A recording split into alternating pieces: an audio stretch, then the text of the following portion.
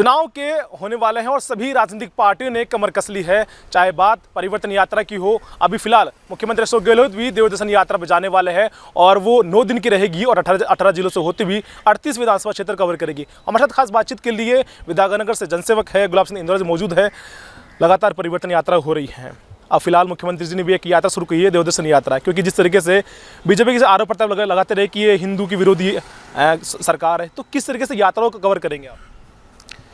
यात्राएं देखो, देवदर्शन देवताओं के प्रति हमारी भावना तो शुरू से ही जुड़ी हुई है, लेकिन ये कई लोग हैं जो दिखावा ज़्यादा करते हैं और हम दिखावा नहीं करते। हमारे मन में अंतरात्मा में जो देवताओं के प्रति हमारी भावना है, जो कोई ज़रूरी नहीं कि लोग उजागरी करें, लेकिन फिर भी अब ये चुनावी समय भी है और लगातार जैसे काम की व्यस्तता की वजह से जैसे समय मिलता था वैसे कई जगह देव दर्शन किए जाते थे। कई मंदिरों में हमारे मुख्यमंत्री जी और हमारे नेता पहले भी जाते रहे हैं। और आप ये भी देखिए कि मंदिरों के लिए जीर्णोद्धार के लिए हो, भले गऊ की सेवा के रूप में हो, जितना पैसा हमारी राजस्थान की कांग्रेस सरकार ने अशोक जी गहलोत साहब ने दिया है, उतना पैसा तो ये जो मंदिर के नाम पर के देवों के नाम पर के जो पैसे जो बखान करती है भाजपा पार्टी, वो उसने भी उतना पैसा नहीं दिया होगा जितना कि अशोक जी गहलोत साहब ने इस कांग्रेस सरकार ने दिया है। और अब ये देवदर्शन के नाम पर पब्लिक की भावनाएं भी जानने का मौका मिलेगा। फील्ड में जाएंगे, जिस एरिया में जाते हैं जहाँ जिस देवता का जिस देवी का पूजनीय स्थल है, वहाँ हमारे गहलोत साहब और हमारे नेता दर्शन भी कर रहे हैं, वहाँ की स्थिति की जानकारी ले रहे हैं कि यहाँ किस चीज़ की डेवलपमेंट की आवश्यकता है, यहाँ जनता कोई पीड़ित तो नहीं है, ऐसी समस्या तो नहीं है, भले वो किसान संवाद के रूप में हो, गरीब जनता से बात के रूप में हो, भले वहाँ हॉस्पिटलों की दशा देखनी हो, स्कूलों की दशा देखनी हो। तो ये ग्राउंड से जुड़ कर लगातार कांग्रेस पार्टी जुड़ी हुई है और इस देवदर्शन यात्रा के बहाने से आम पब्लिक से ग्राउंड स्तर पर जुड़ करके ग्राउंड स्तर की रिपोर्ट आए। 2030 का जैसे विज़न दिया है गहलोत साहब ने, तो उस विज़न पर काम कर रहे हैं कि 2030 तक हमारी सरकार आगे चलेगी और हम कौन सी कमियां हमारे से रह गई, कौन कौन सी चीज़ राजस्थान सरकार अभी नहीं कर पाई। क्योंकि आज देखा जाए तो राजस्थान में कोई भी विधानसभा कोई सा कोना या ऐसा नहीं बचा है जहां कोई विकास कार्य नहीं पहुंचा हो। क्योंकि गहलोत साहब कहते हैं कि मैं देता देता नहीं थकूंगा, आप मांगते मांगते थक जाओगे। आज विधायकों से या विधायक प्रत्याशियों से पूछें भाई तुम्हारा कोई काम बाकी हो या कोई योजना हो, तो वो भी कहेंगे कि साहब हम सोच के बताते हैं, ऐसा कोई काम ही नहीं बचा जो आपने नहीं करवाया हो। क्योंकि अभी ईआरसीबी को मुद्दा बनाकर जनादेश निकालने की तैयारी थी पर उससे स्थगित कर दिया गया, क्या कारण रहा? ईआरसीपी को लेकर के भी हम यात्रा निकालेंगे, लेकिन अब ये आचार संहिता जब तक नहीं लगती है, जब तक जो कार्य सरकार ने राजस्थान सरकार ने कर दिए हैं, जो मूर्त रूप ले लिए हैं, जो योजनाएं चालू होने की स्थिति में है, पहले उनको चालू कर दिया जाए। नहीं आचार संहिता लगने के बाद में न तो उनका कोई फीता काटने का काम होगा, न कोई शिलान्यास का हो पाएगा। जो जनता को हम समर्पित करना चाहते हैं अति शीघ्र, वो हम नहीं समर्पित कर पाएंगे और फिर वो आचार संहिता का डंडा उनको 2 महीने 3 महीने तक झेलना पड़ेगा। इसलिए भाई हम ईआरसीपी पे तो आचार संहिता लगने के बाद में भी यात्रा काट लेंगे। और आम जनता को भी ध्यान है कि ईआरसीपी योजना लागू कर सकती है तो ये कांग्रेस सरकार कर सकती है। भाजपा सरकार खाली झूठे दिखावे हैं, झूठे वादे हैं, काम करना नहीं चाहते। नहीं तो 24 सांसद भाजपा के हैं, एक भाजपा के समर्थन से जीता हुआ 25 के 25 सांसद आज संसद में आवाज़ तक नहीं उठाते।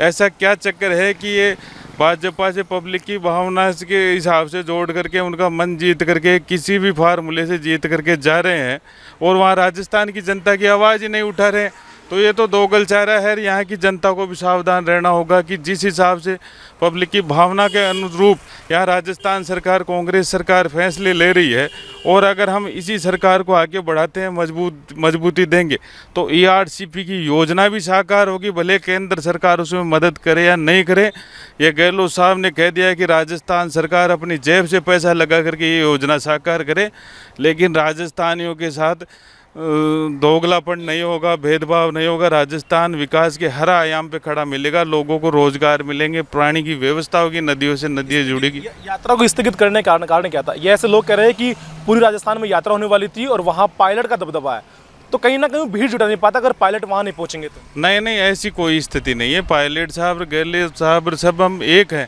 कांग्रेस जब मिलकर के काम कर रही है, सब हम मिलकर के चुनाव लड़ रहे हैं, तो ऐसी कोई बात ही नहीं साहब भाई पायलट साहब का दबदबा है या गहलोत साहब का या और किसी का। जहाँ भी राजस्थान में है कांग्रेस का दबदबा है, हम सब एक हैं।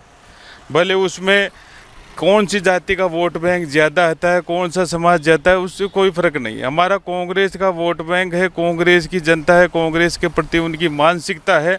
और ERCP आप देखिए, इस ERCP पर कांग्रेस की जो यात्रा निकलेगी वो बहुत ही शानदार निकलेगी।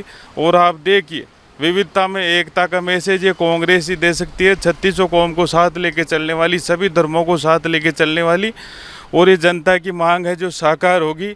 और ERCP की यात्रा भी निकलेगी, पायलट साहब भी साथ रहेंगे, डोटासरा जी भी रहेंगे, गहलोत साहब जी भी साथ रहेंगे, और हमारे जो प्रभारी हैं वो भी साथ रहेंगे। मजबूती से सारे एक होकर यात्रा निकालेंगे। राजस्थान में कांग्रेस का भारी बहुमत से परचम लहराएगा।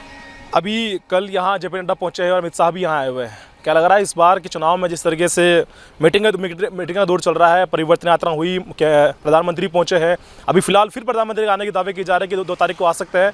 आज राजधानी जयपुर के अंदर JP नड्डा मौजूद है, अमित शाह मौजूद है। क्या लग रहा है इस बार के चुनाव को लेकर? JP नड्डा जी आए, अमित शाह जी आए, भले मोदी जी आए, इस बार इनके पसीने आ रहे हैं। इनके पास ऐसा कोई मुद्दा नहीं मिल रहा है जिससे राजस्थान की कांग्रेस सरकार को ये घेर सके, और इसलिए ये बार बार इनके राउंड करवाए जा रहे हैं कि ये मुद्दा यहाँ राजस्थान का नहीं रह के उनके नामों पर राष्ट्रीय मुद्दे की जैसे ये लड़ाई लड़ी जाए, भाई ये डायरेक्शन भटक जाए, लोग मोदी के नाम पे वोट दे दें, अमित शाह के नाम पे दे दें, JP नड्डा जी के नाम पे दे दें। लेकिन राजस्थान की जनता बहुत समझदार हो चुकी है, वो पहले ठगा चुकी है, इनके बहकावे में आ चुकी है। इस बार विकास के मुद्दे पर वोट पड़ेगा, राजस्थान में जो योजनाएं दी है उस मुद्दे पर वोट पड़ेगा। और ये कितनी रैलियां करें, इनकी कुर्सियां खाली रह रही है, पब्लिक आ नहीं रही है। भले जन आक्रोश रैली करे और भले और कोई से परिवर्तन की रैली करे, इनकी रैलियां सब फ्लॉप हो रही हैं, इनके नेता फ्लॉप होते आ रहे हैं। इसलिए इनकी स्थिति यह बन रही है कि इनको सांसदों को भी मजबूरी में विधायकों का चुनाव लड़ाने की स्थिति बन रही है, क्योंकि इनकी फेल हो रही है। इनके लीडर जीतते हुए नहीं दिख रहे हैं। जनता के प्रति, इन जनता के मन में इनके प्रति बहुत आक्रोश है। और ये ERCP की योजना भी ये अटका रहे हैं, तो ये इसी भेदभाव के रूप में अटका रहे हैं कि हमारी सरकार आए, जब हम चालू करें तब भी इनका कोई मोरल नहीं। जब इनके लोग वहाँ जीत कर जा रहे हैं, जो बोल ही नहीं रहे, जनता की आवाज़ नहीं उठा रहे, तो यहाँ भी ये भाई देवे कोई जीत के भी आ गया कुछ सीटों पे तो वो बिल्कुल नहीं बोलेंगे। उनको जनता की आवाज़ से मतलब नहीं है, वो खाली मोदी के चेहरे पे वोट लेना चाहते हैं। उनका खुद का चेहरा तो कारगर साबित नहीं हो रहा। जो विधायक या सांसद के प्रत्याशी दे रहे हैं उनसे पूछो कि आप किस चीज़ पे वोट मांग रहे हो, तो साहब आप तो भाई मोदी जी को वोट दो, हम तो मोदी जी के नाम पे मांग रहे हैं। अरे भाई तुम्हारा भी तो कोई सामान है कि नहीं, तुम्हारी पहचान या पकड़ है कि नहीं, तुमने जनता का काम किया है कि नहीं, सारा ही उसके भरोसे थोड़ी होगा। आज हम बच्ची भी देते हैं तो बच्चे को भी देखते हैं। ये नहीं है कि ब्याई जी को देख करके या वो ठिकाना देख करके ही बच्ची दे दे। भाई एबिलिटी तो भाई बच्चे में भी तो होना चाहिए। तो जिसको कैंडिडेट बना करके भेज रहे हो, दूल्हा बना करके भेज रहे हो, उसमें एबिलिटी नहीं, योग्यता ही नहीं है, और फिर कहते हो कि साहब ब्याई जी के नाम पर वोट दे दो, तो वो नहीं चलेगा। धोखे में नहीं आएगी कांग्रेस कहीं।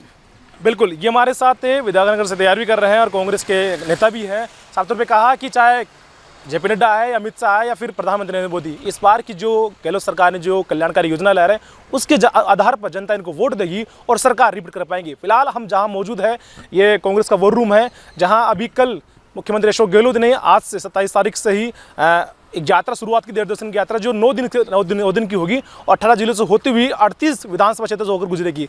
खैर, उससे पहले आशीर्वाद यात्रा होने वाली थी, पर उसको स्थगित कर दिया गया है क्योंकि ERCP मुद्दा बनाकर ही यात्रा होने वाली थी। पर पूर्वी राजस्थान के अंदर कई लोग ये भी कह रहे हैं कि वहाँ पायलट का दबदबा है, इसी वजह से वहाँ पायलट को साथ आना भी जरूरी होगा, तो जनता इकट्ठी हो पाएगी। खैर, ये जनता के हाथ में होगा कि कौन किसके साथ आने वाला है। सो एक रंग साथ हमारा समाचार जयपुर।